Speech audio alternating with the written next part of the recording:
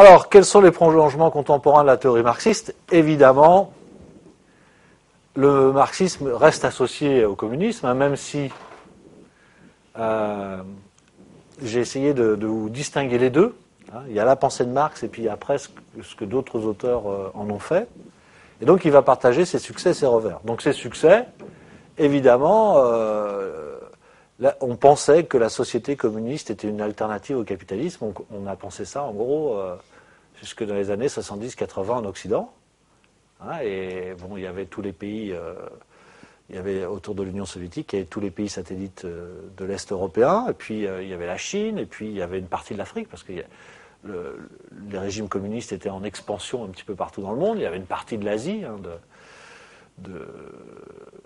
du sud-est asiatique.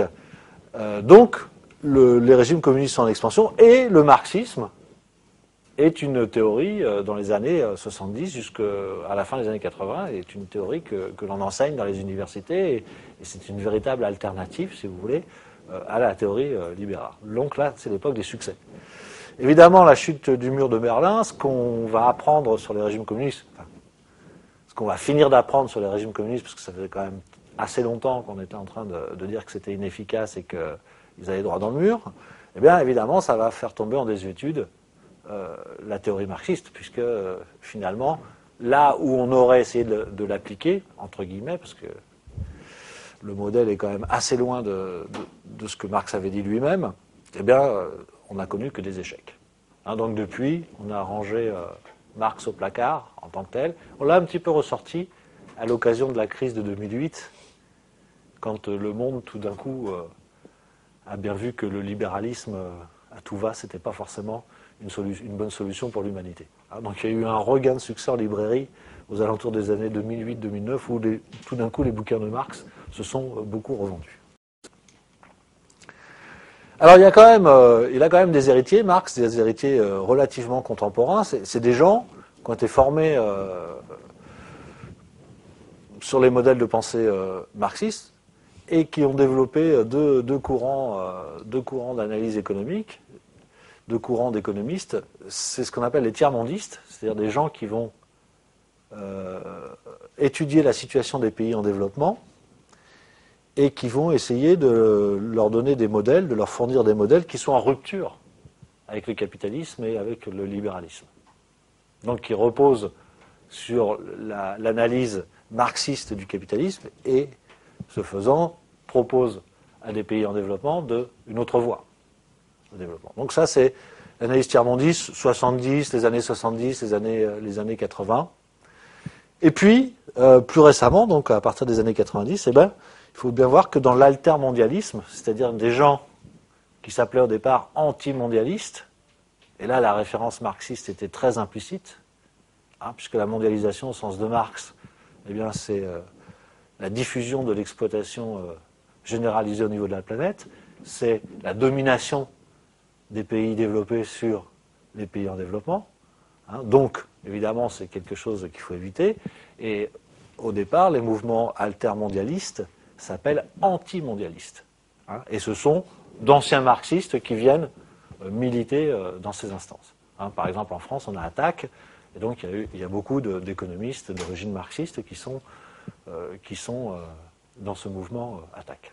Hein, donc, ça nourrit le marxisme, en tous les cas, en tant que système de valeurs, en tant que modèle de pensée, nourrit toujours un certain jugement critique, hein, une certaine opposition au développement de la société actuelle.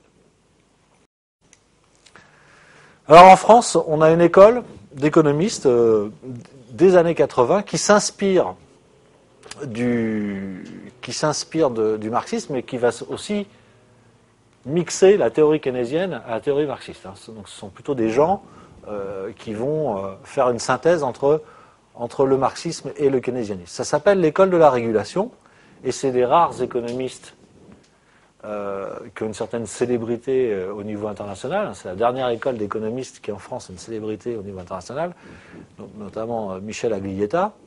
Hein. Et alors, qu'est-ce qu'ils disent, ces gens de l'école de la régulation? D'abord, ils la définissent. La régulation, c'est la conjonction des mécanismes qui concourent à la reproduction d'ensemble des systèmes. Pour faire simple et vous expliquer en deux mots, il y a la régulation par le marché.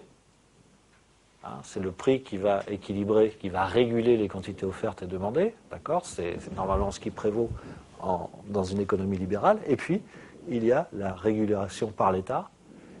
Et l'État va intervenir par la réglementation, par la fiscalité, pour modifier les comportements économiques des agents et faire qu'ils se comportent, allez, on va dire comme l'État, dans l'intérêt général.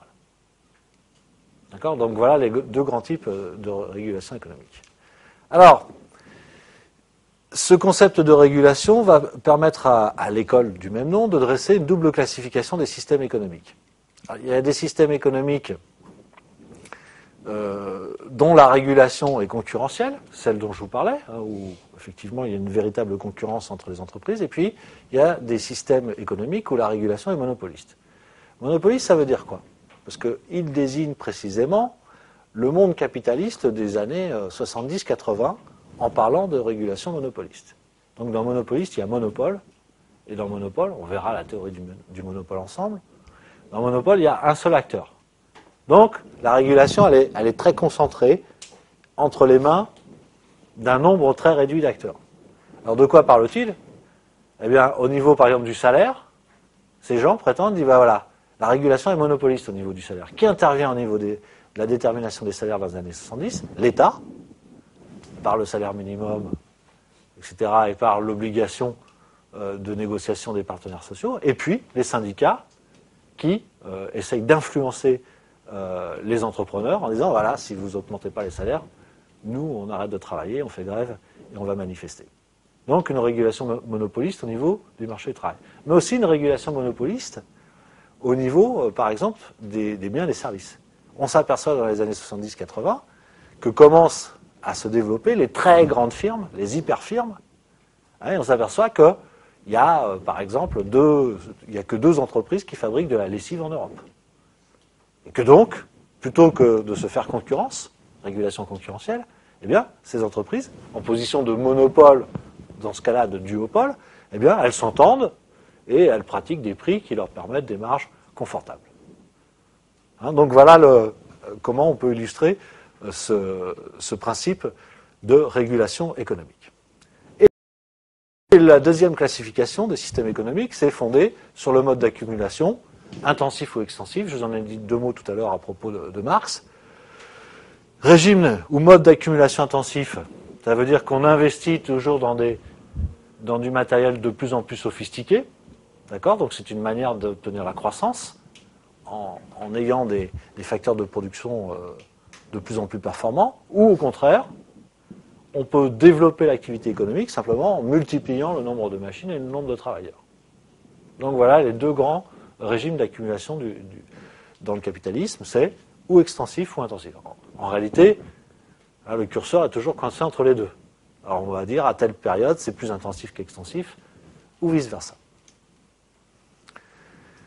Dernière, pour en finir avec cette théorie de la régulation, j'insiste un petit peu parce que c'est vraiment la seule école de pensée économique purement française depuis la Seconde Guerre mondiale, donc c'est tout à fait notable. Alors eux, en fait c'est pour ça d'ailleurs qu'ils ont écrit cette théorie, c'était pour expliquer les crises économiques, et ils pensent que les crises économiques, notamment les chocs pétroliers des années 70 et 80, eh bien, sont l'expression d'une non-correspondance entre le régime d'accumulation et la régulation économique. Donc voilà, ce serait une contradiction dans le système économique entre régime d'accumulation et système de régulation qui provoquerait les crises économiques. Donc, l'école de la régulation, c'est avant tout une théorie des crises.